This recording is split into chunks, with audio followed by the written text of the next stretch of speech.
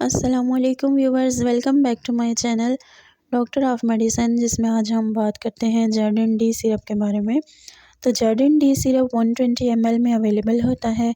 Haikyu pharma इसको बनाती है और इस सिरप की प्राइस की बात की जाए तो 260 के आसपास इसकी प्राइस होती है। और ये सिरप जो है वो कंपोज्ड है या बना है डिस्लोरोटाडाइन से। इसके अंदर डिस्लोरोटाडाइन पाया जाता है जो कि एक एंटी हिस्टामाइन के तौर पे काम करता है, यानी कि एलर्जी के जितने भी सिम्टम्स होते हैं उन वजूहात को कम करता है। जब भी मौसम में चेंज आता है तो जितने भी आपको एलर्जी सिम्टम्स हो जाते हैं उनके लिए ये बहुत ज़्यादा बेस्ट है। और इन्फेक्शंस में आप इसको इस्तेमाल कर सकते हैं। जैसा कि आपको थ्रोट इन्फेक्शन होता है, रनी नोज़ होती है, आपकी आंखों में से नाक में से पानी का बहना या ख़ारिश होना या छींकें आना, इसमें आप इस्तेमाल कर सकते हैं।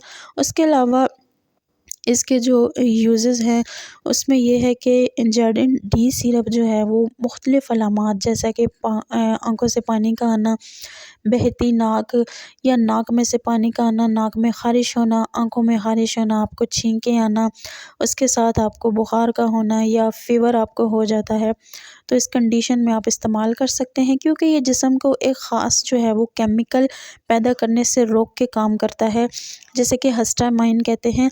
जब आपको एलर्जी होती है तो इसमें डिस्लोरेटाडाइन जो पाया जाता है एक्टिव तौर पे, ये एक एंटी हिस्टामाइन है जो हिस्टामाइन के असरात को रोक के एलर्जी की जितनी भी कंडीशंस हैं इनको दूर करता है। और ये एक ऐसा जो है वो मादा है जो जिस्म में पैदा होता है, जो छींक, ख़ारिश और जितनी भी एलर्जिक सिम्टम्स हैं उसके लिए बहुत ज़्यादा बेस्ट होता है। तो ये 120 ml में होता है और ये टैबलेट और सिरप दोनों कंडीशंस में अवेलेबल होता है। तो आप इसको जो है वो ले सकते हैं अगर आपको इस तरह के सिम्टम्स हैं।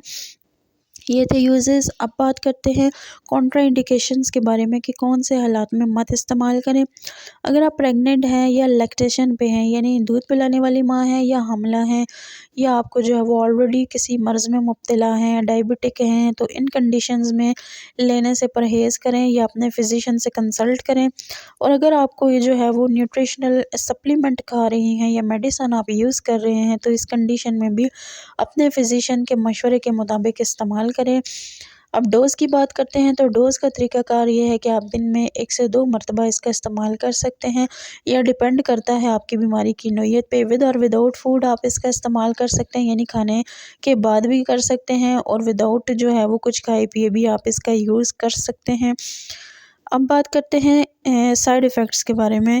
तो साइड इफ़ेक्ट्स में जो है वो आपकी जो भूख है उसमें कमी रोनुमा हो सकती है, आपकी स्लीपिंग कंडीशंस जो है वो चेंज हो सकती हैं, उसके अलावा आपको थकावट हो सकती है, डायरिया हो सकता है, बुखार आपको हो सकता है, मस्कुलर पेन हो सकता है, आपका मैदा डिस्टर्ब हो सकता है, आपका गला सूज सकता है, उल्टी मतली की सूरत हाल हो सकती है। तो ये चीज़ें साइड इफ़ेक्ट्स में देखी गई हैं। उसके अलावा अगर आपको हमारी ये इन्फॉर्मेशन पसंद आई हो तो चैनल को लाज़िम सब्सक्राइब करें। Thank you.